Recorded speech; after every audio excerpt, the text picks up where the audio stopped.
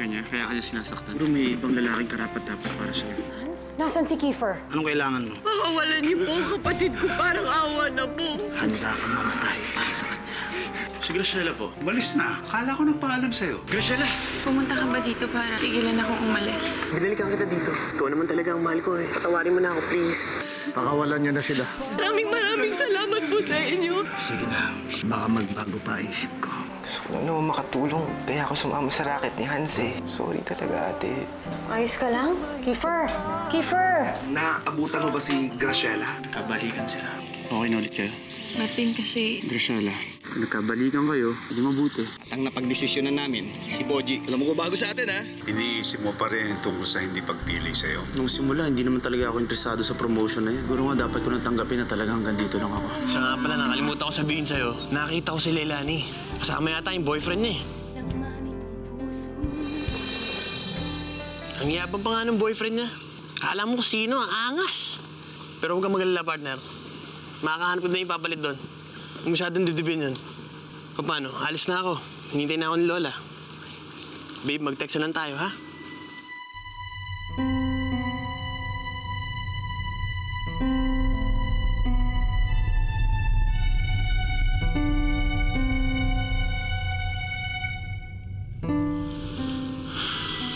Graciela, kung may kailangan ka pa sa akin, patawag mo na lang ako.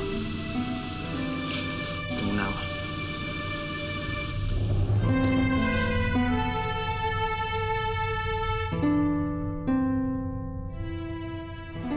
Bakit hindi ka muna umuwi? Buong gabi ka na nagbabantay dito para makapahinga ka naman. Huwag mo ko kailang ako. Huwag mo ko alalahanin. Ikaw ang naka-confine, hindi ako. Hindi pa ba tayo makakaalis? Gusto ko lang umuwi. Lalo lang tayo tatagal dito, lalo lang lalaki ang gastos. Eh, di ba naibayad na natin kay Labrado lahat ng pera natin? Problema lang tayo lalo sa panggastos natin dito.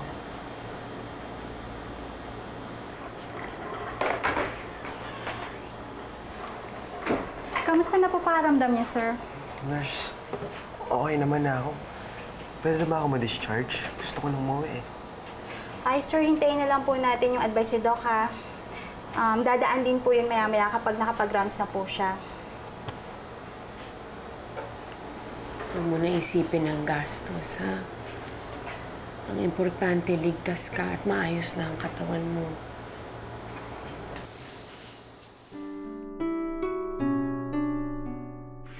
Uy, Martin, totoo ba yung narinig ko yung pinag-uusapan niyo kanina ni Louie? Narinig mo, nakikinig ka sa amin. Ikaw naman pareho rin yun. Kaya lang, totoo ba yung sinabi niya na may boyfriend na daw si Leilani sa Maynila?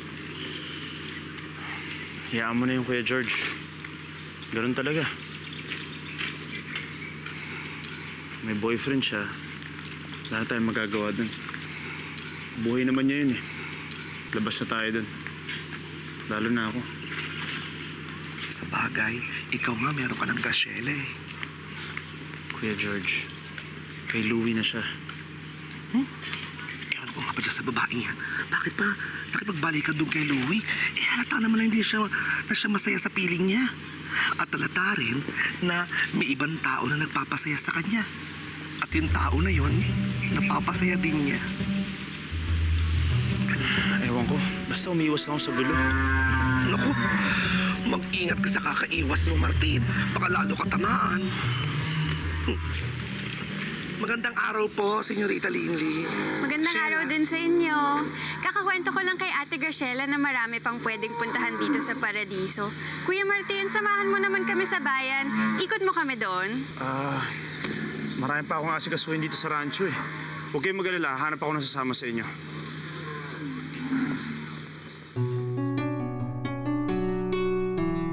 Sigurado ka, Ate Graciela? Ayaw mo na mag-ikot?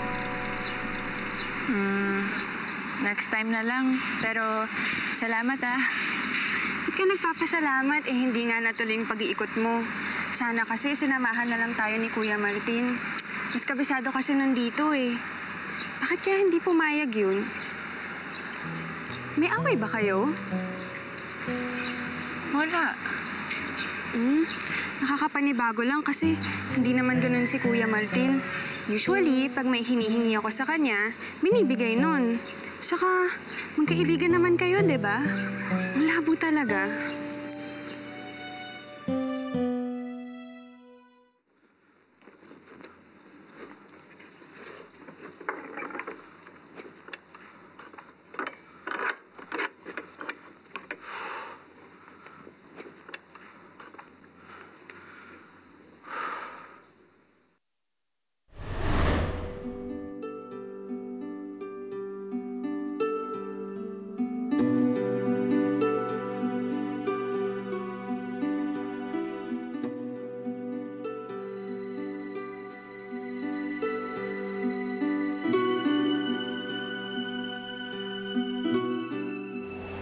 Mahal kita.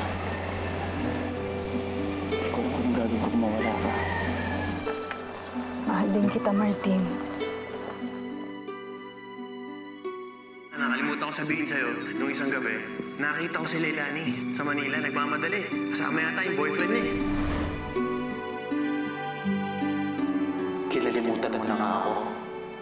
Kaya tama lang, nakalimutan na rin kita.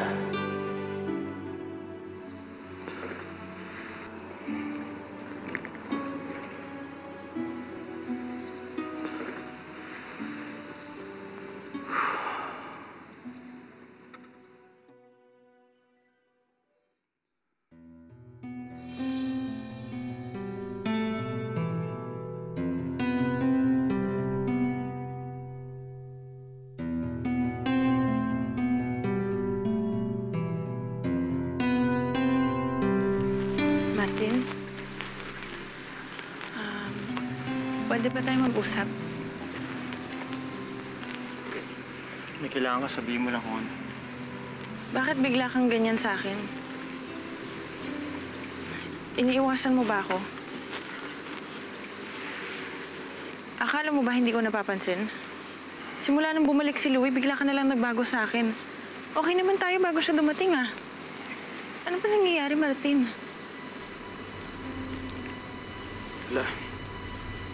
Walang problema.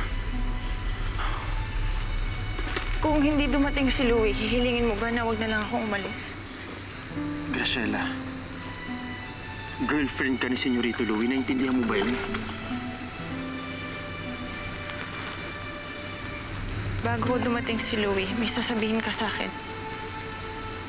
Gusto kong malaman kung ano yun. Hindi mo dapat ako tinatanong ng mga ganyang bagay. Martin, ano ba to? Tulungan mo naman akong maintindihan to. Inaalagaan mo ko, pinaparamdam mo sa akin na may halaga ako, pinapasaya mo ko. Ano ba to? Gusto ko lang malaman kung may halaga ba ang lahat ng yun. Graciela, may boyfriend ka eh. Hindi mo dapat ako pinipilit na sumagot sa'yo. Papasalamat ka sa doktor, ha? Ikaw na naman? Anong ginagawa mo dito? Sinusundan mo ba ako, ha? Alam mo, idedemanda na talaga kita. Harassment at stalking.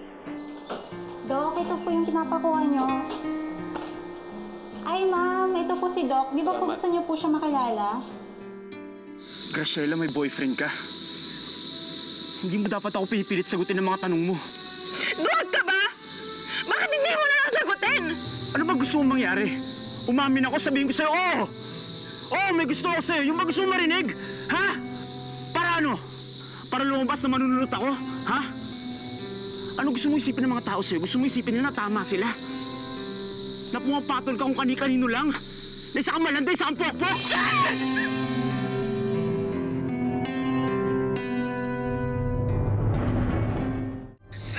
Graciela.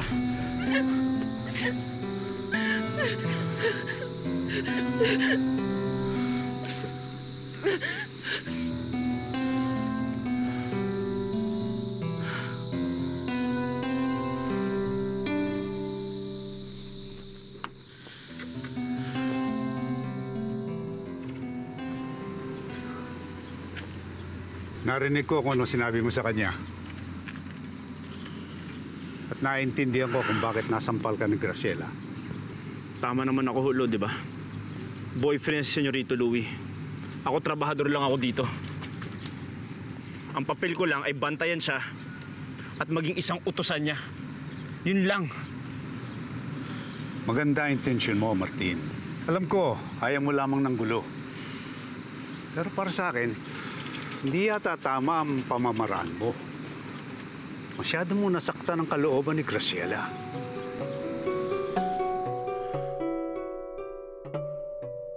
Ikaw ang doktor ni Kiefer? Magkakilala kayo, ate? Actually, nagkakilala kami ng isang gabi. By chance lang. Small world, magkapatid pala kayo. Excuse me. Check lang ang pasyente ko. Ano? Kumusta na pakiramdam mo? Medyo okay na, Dok. Tapang ka nga. Mana ka sa ate mo. Dok, baka pwede na kami ma-discharge. Gusto ko na umuwi. Para makatipid kami. Kiefer, kapag sinabi ng doktor na pwede ka nang umuwi, tsaka lang tayo uuwi, ha? Huwag mo siyang pangunahan. Well, mukhang okay naman yung recovery mo. Let's see, ha? To-check ko kung mapapabilis ko yung paglabas mo dito. Okay? Okay? Sige, salamat, Dok.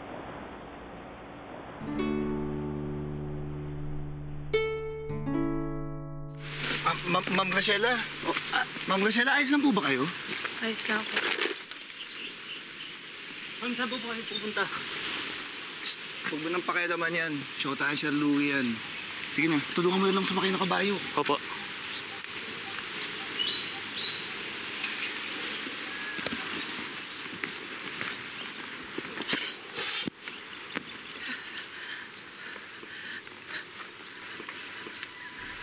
Hayaan niyo na po, kuya.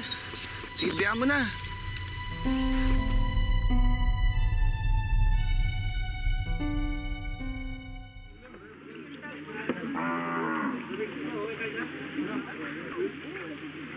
Oh, Martin!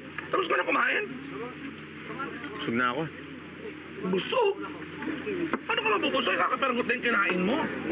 Naku, siguro wala kang gana kasi may problema ka, no? Kuya George, kumain ka na lang dyan imbis na chismis ang inaatupag mo. Kailangan ko na rin umalis eh. Pero, ang tarap eh. Pingi ko! Kumain ka na ba? Sige sa akin. Uy! Ano ba naman to?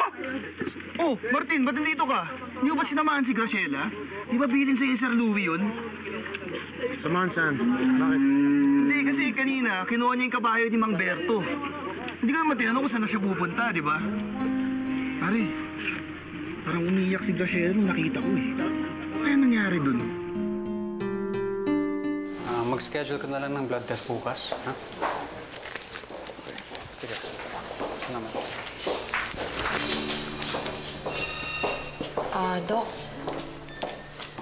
Siguro naman, pwede ko nang malaman yung pangalan mo. Unless gusto mong tawagin kitang Miss Angeles o Miss Kapatid ni Kiefer. Leilani. Nice to meet you, Leilani. Ako nga pala si Dr. Javier Lagdomain.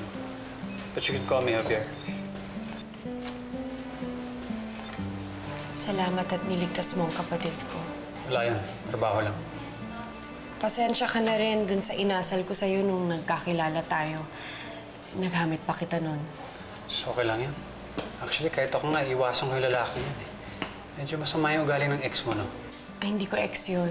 At kahit kailan hindi ko magiging boyfriend yun. Dahil may boyfriend ka na? Hindi. Hindi ko lang talaga maatim na makipagrelasyon dun sa lalaking yun.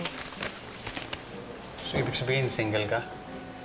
Mawalang galang lang, no, Dok. Alam kong utang ko po sa inyo ang buhay ng kapatid ko, pero hindi naman kasama sa trabaho ninyo bilang doktor ang alamin ang status ng love life ko? Pero kung sinabi mo na utang mo sa akin ang buhay ng kapatid mo, pwede ko bang hingin na kabayaran yung iyain kitang lumabas sa manood ng sine? Hindi.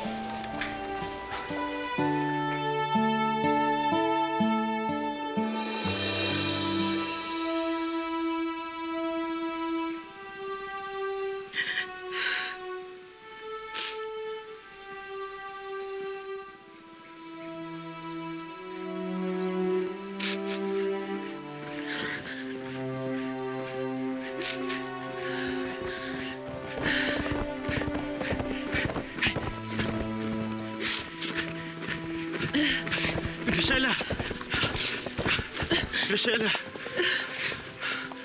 Graciela! Ba't ka bigla umalis? Hindi ka man lang nagpasama. Kaya ko naman eh. Kaya ko mag-isa. Graciela! Hayaan mo na ako, Martin. Hayaan mo na ako. Graciela!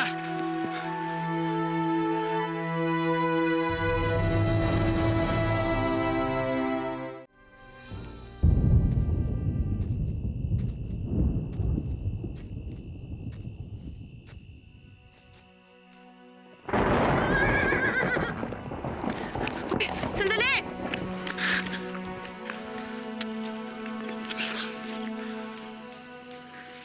Gagawin ko ngayon.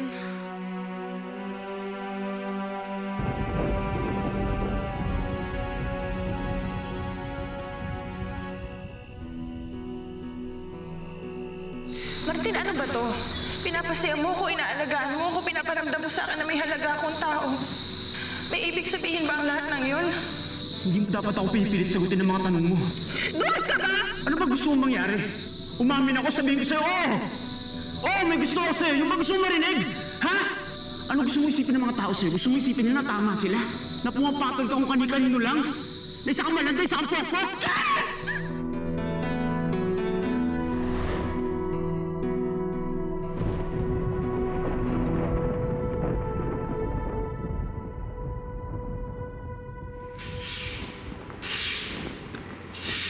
Kuya Martin, Oh, really? Kanina ka pa nandyan? kakarating ko lang. Kuya, nakita mo na ba si Ate Graciela?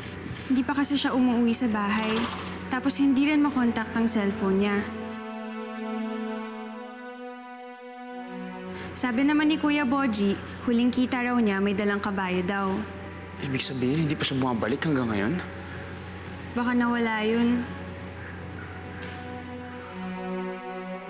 Okay na kayo, sir. Anytime, pwede na kayo discharge. May go signal na rin mula kay Doc. Talaga? Salamat, nurse. Maghahanap muna ako ng paraan para mabayaran natin yung bills dito. Hindi ko naman kasi akalain na makakalabas ka kaagad. Dito ka lang. Hingi ako ng tulong kay Tita Emma. Ay, ma'am, okay na po. Wala na po kayong problemahin. Bayad na po yung hospital bills nyo. Sa katunayan nga po, ito na po yung resibo nyo.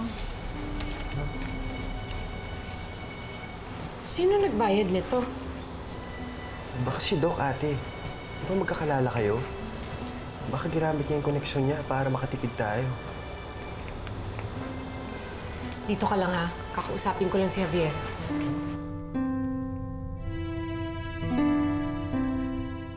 Eh ma'am, tapos na po ang clinic hour ni Doc at saka wala po kayong appointment sa kanya. Kakausapin ko lang po siya sandali. Hindi naman ho ako magpapacheck up eh. Eh ma'am, Doc! Okay lang, kaibigan ko siya. Sige po, Doc.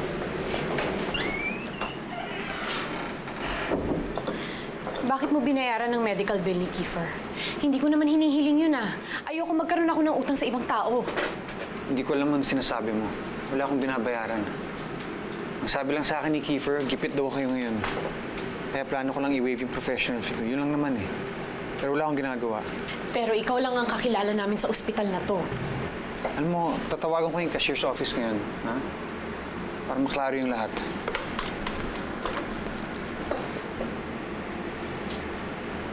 Hello, Miss Sambat. Si Dr. Javier Lagdameo to. Yung pasyente natin si Kiefer Angeles, bayad na daw yung bills? Yes, Doc. Ako ang tumanggap ng bayad. Ah, ganun ba? Kasi nandito yung kapatid niya eh. Pasapin mo ka sandali, please.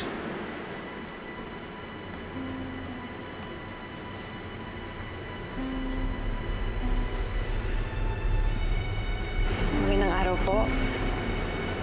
Sino pong nagbayad ng bill? Ma'am, anonymous donor po eh. Ayaw ding magpakilala. Si Doc Lagdameo po ba? Ay, hindi po. Hindi po taga-ospital.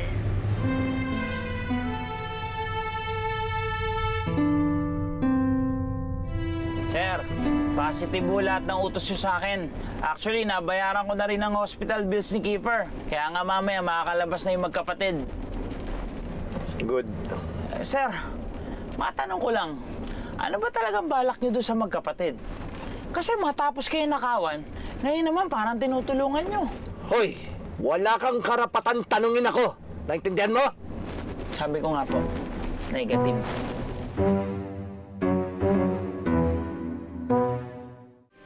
Grisela! Grisela! Grisela, nandiyan ka lang pala eh. Ba't di ka kumikibo?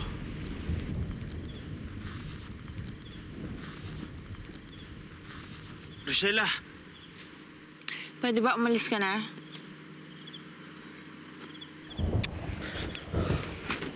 Pwede ba umalis ka na? Hindi mo ba naririnig?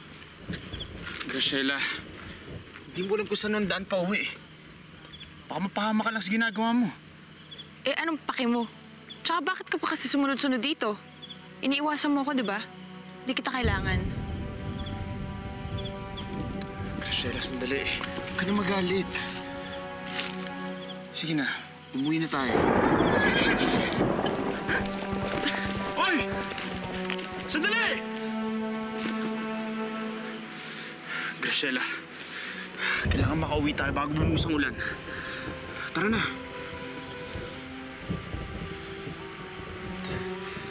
Grisela, kunin mo yung kamay ko. Hindi ko bababa to hanggat di ka sumasama sa akin. At hindi ako aalis dito nang wala ka.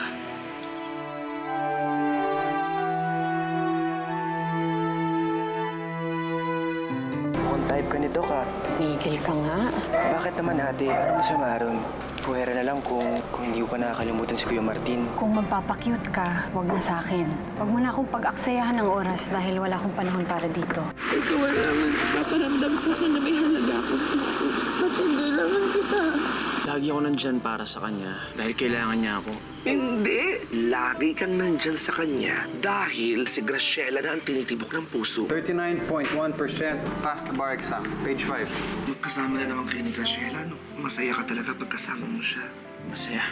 Kaya lang, paano kung bumalik na si Louie? Graciela, Louie?